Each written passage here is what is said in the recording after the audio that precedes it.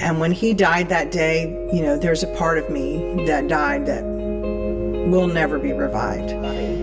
Grief is very hard on you. It is a heavy stressor. One of the emotions you go through after you lose someone is just this fear that they're going to be forgotten or that they didn't matter to people. I'm not going to put widow. I can't bring myself to check this box. Grief to me is like drowning. That it takes you under and it holds you under and you suffocate. Today, I would like to share with you some ways that I believe you can be a blessing and a help to people who have suffered a loss, whether a loved one has passed away or whether they are going through something traumatic. There is something you can do. And if you're looking for ideas, I think you'll be able to find something in this list of things that will be a help to you.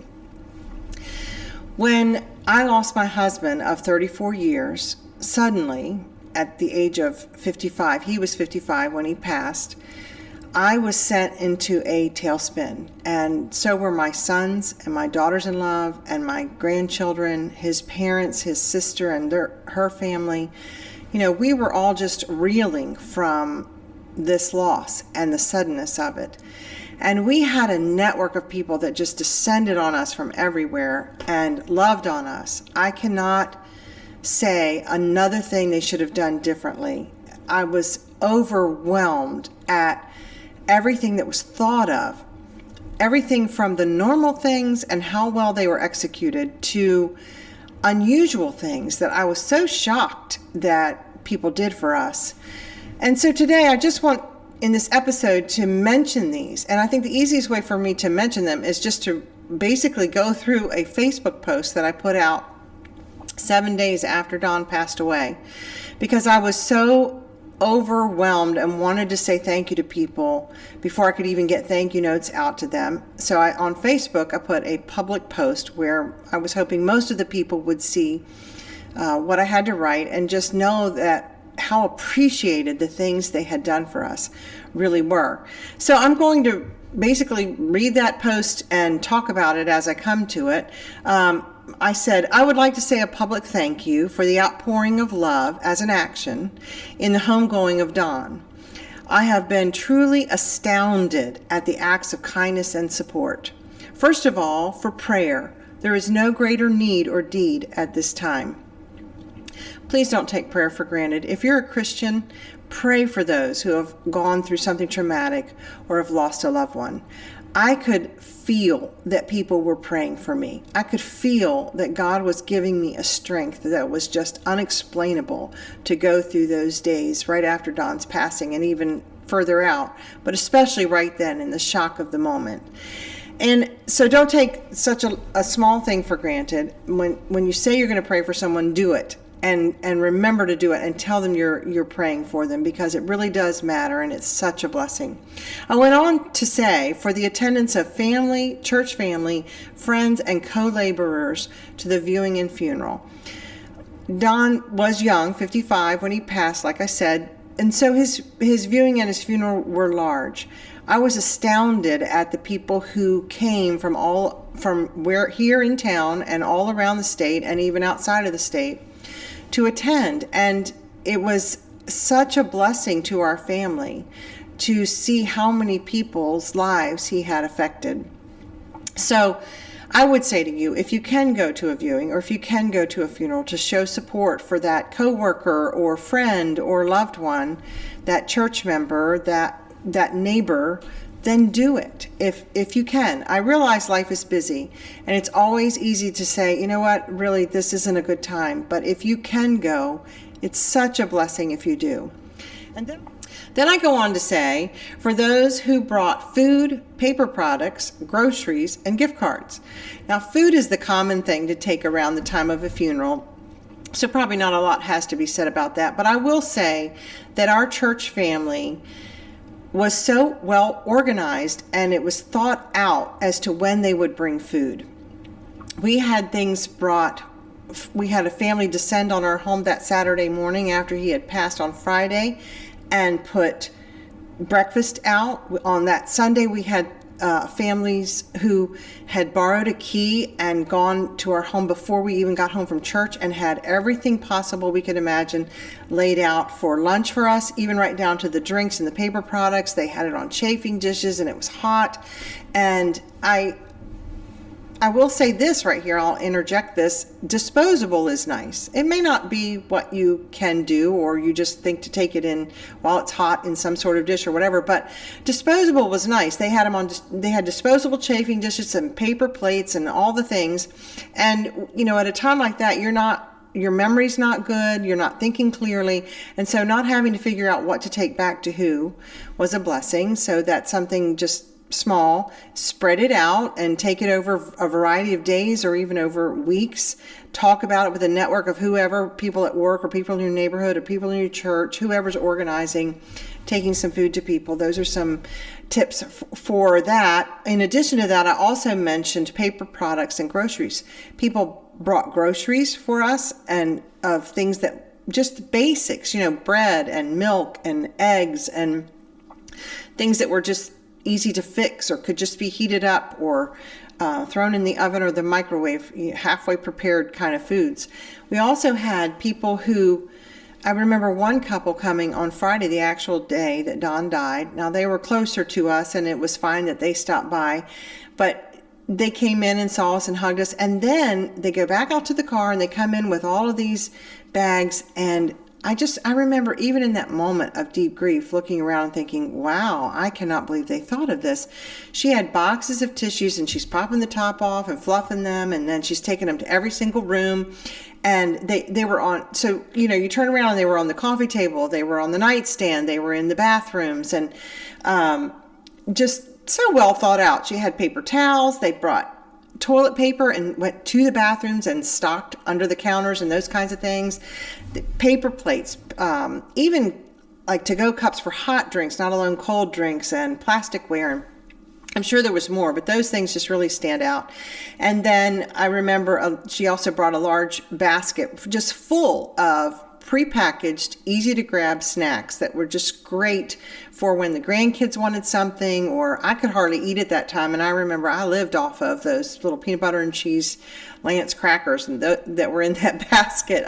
When I could eat nothing else, I could eat a little pack of those, and everybody kept saying, oh, eat. And I would say, okay, all right, I'll eat a pack of crackers. And that helped get me through. I could only taste the food that people brought. I really couldn't eat a whole plate of food at that time. And so that basket of snacks was a great idea, which was mentioned at that point in this post. I was amazed at how many people handed me a gift card or put money or a check or gift card in a card that they sent us or gave us. And you don't have to do that. You may only be at the level with someone that, just a signed card is plenty. But it was very special to have some people decide to be a blessing to us in that way. Whether it was a grocery gift card or a gas gift card, or whether it was even just restaurants. All throughout those first few months, deep in grief, you could pick up something instead of having to fix it. That was just the gift that just kept on giving. So then I go on to say, for those who have sent cards, flowers, monetary gifts, and gift baskets. So I'll go back to flowers and gift baskets. I haven't really elaborated on those. But I do remember one thing in particular that I thought was very well thought out, and that was the alumni, a group of people that graduated either with or in and around Don from high school, sent a silk floral arrangement that was a gravesaddle. And that I just thought that was so long lasting, as the only way I know how to put it. It was a fall looking arrangement. He passed in September, and I had it on the table as a centerpiece for a while. And then once his grave marker came in, I was able to go put that I already had that, and that saddle of flowers was able to go on his grave, and I even was able to use it for more than one fall season. And then I have gift baskets. A church across town, their ladies group does this for people, and for me as a pastor's wife, they got together a gift basket and dropped it off on my porch. The basket itself was beautiful, and so it was useful for later, but in it was a very cozy blanket. I think it was Sherpa backed. I still have the blanket, and I was amazed, like sitting there, even whether crying, whether I'd cried all the tears I could cry, whether I was just numbly sitting there watching a movie, whatever. I remember being able to bring that blanket up around my face and the coziness of it. And there were warm socks in there, and there were hot teas, things for a bath, like a bath bomb or bath salts. There were scented candles, just a lot of the things that kind of minister to all the senses, I would say, the feeling, the smelling, the touching, the tasting. And it was just so well thought out. And I received a couple of different baskets of things like that I felt like people that was a nice thing to do when you're trying to think of different ways to be a blessing to someone. And then I said, for those who have hauled trash away. You say, what? My neighbor noticed that our trash cans were full, and it wasn't anywhere near the day for trash pickup. And I remember realizing that he went to the end of the drive that we shared, put those trash cans on the back of his truck, took them to the dump, emptied them, brought them back, never said a word. What a blessing that was, that something so normal we did not have to even think about. How are we going to take care of this? Or send a family member who is grieving heavily to go take care of it. Just a small thing, but a necessary thing. And then I went on to say, put coolers of drinks on our porch. We had family friends who lived in the neighborhood right down the street. They came and put 2 coolers on our porch. They were filled with drinks. One was filled with water bottles. One was, like sodas and lemonade and teas and those kinds of things. And they had iced them down and just left their coolers on the porch full of drinks. And not only that, 2 days later, they came back and drained all the water out, put more drinks in there, and then turned around and put more ice on it. And better part of a week or two, we had all the drinks we could ever need for whoever came in and out of there. And that was so well thought out and such a neat thing to do. And then I went on to say, watered flowers and let the dog out. Again, just thinking about the everyday mundane tasks that must be done. You can't just stop doing them because someone passed away. I mean, you can, but there's consequences. So, whether it's mowing grass and watering flowers and taking trash, coming in and cleaning, all those kinds of everyday tasks that people need help with. Or I remember with ours, when I say let the dog out, when we went to the viewing, we were gone all day and all evening.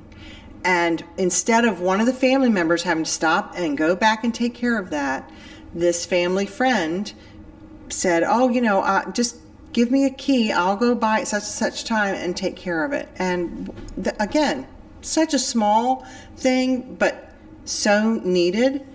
Then I have, for those who called every church member about Don's passing, instead of them hearing it randomly, went to a member's house to tell them personally, provided pizza for the staff while they were stunned on Friday. All of that applies directly to Don being a pastor. So this may not make much sense, but I do think you can take from it trying to think through what people need at that moment. I regret that I put a post up about Don's passing, trying to get word out across the board. I put it up too quickly. I mistakenly thought that the staff at our church already knew about Don passing that morning, and put that post up to allow far more people to understand what had just happened and answer questions in a broad way.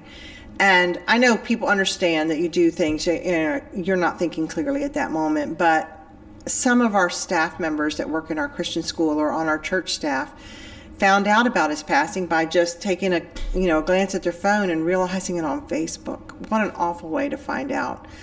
But as soon as the first few people started finding out, we had some church members who dropped everything they were doing, went to the church, got the phone numbers of people, and just started calling every church member, trying to make sure they found out through a personal phone call. We had some church members that they were afraid would be so upset or might not be able to reach them that they actually went to their home and told them in person. And even, I said, visits, calls, text. I received many texts, many phone calls, and even if you just leave a voicemail, the person will know whether or not they want to answer the phone at that time, or if someone's answering it for them. You might be able to text or call a family member and leave a message with them. And even depending on how close you are to the people who are suffering the loss, it may be appropriate for you to go by and visit them. I would say that at that time, depending on how close you are, it's probably best not to overstay, and they may not remember much of what you've said. But again, we did have people come by, and I did cherish everyone that did, and they were a blessing to us in our lives. So going on, I said, for those who have donated to the youth at our church, that's because we did put up that was a way, to be a blessing, was in lieu of flowers, make donation to the youth at the church. And so that's another way. Just instead, do what the family asks. Instead of doing this, do this, and be a blessing to whatever cause that the person, they're asking you to do something for that person in memory of them. It's for the flower memorial placed in Don's parking space. This was a really neat thing that was done, and it won't apply to everybody, but it might apply to your work or something like that.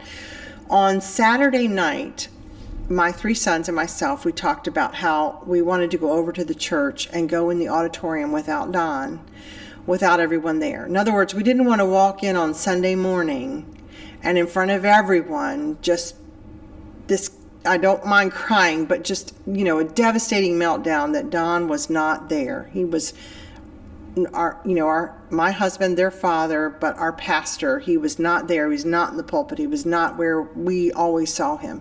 And we knew that would be traumatic. And so we discussed it. And Saturday evening, the 4 of us said, you know what, let's just go over to the auditorium and let's just go in there now, just the 4 of us. So we come into the church parking lot, and we come around behind that building to where the staff parked and where Don's parking space was. And when we rounded that corner, in that parking space, someone had taken the time to have it ready for Sunday. They had put, it was fall, they put this pumpkin with a sign on it that said, in memory of Pastor, and then they had surrounded it with buckets of mums and buckets of fall flowers, and they had basically just laid out this beautiful arrangement in his parking space in his memory.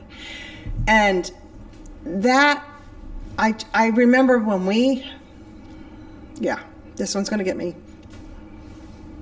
When we got out of the car, I remember myself just going to my knees and just laying there crying.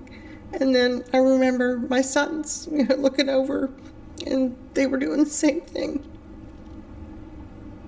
It was such a touching thing and such a good way for us to just let go of our grief and just sob, because that's what grief does. It grabs you and it surprises you. It surprised us that something as simple as driving up to his parking space and seeing it empty, and yet it wasn't empty. It was done up as a memorial to him.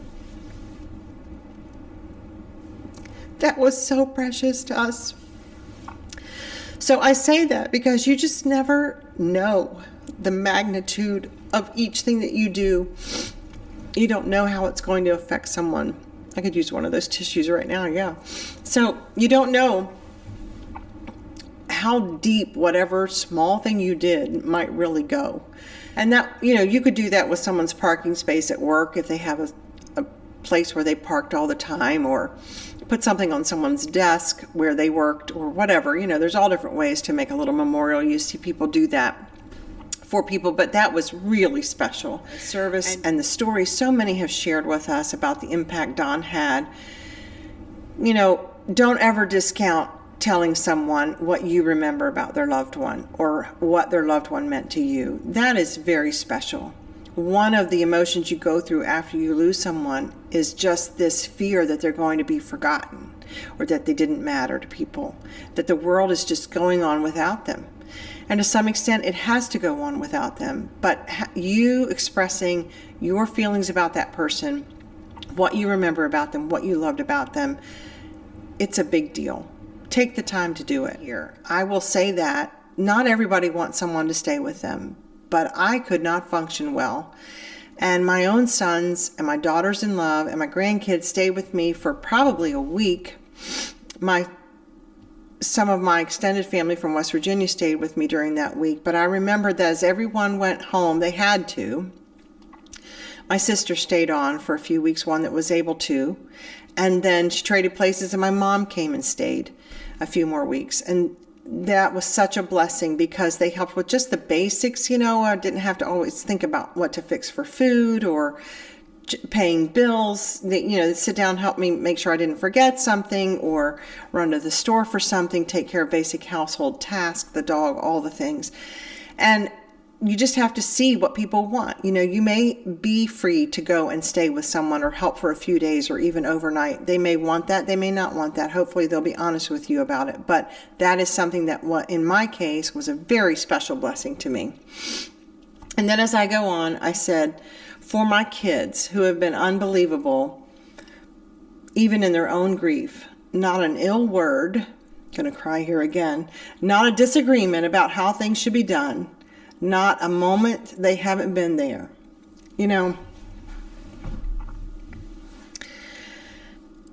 Death can bring out the worst in families. I don't know why. And as a pastor's wife, I've seen a lot of drama in families around the time of a death. And it's awful. And so I will say this to you.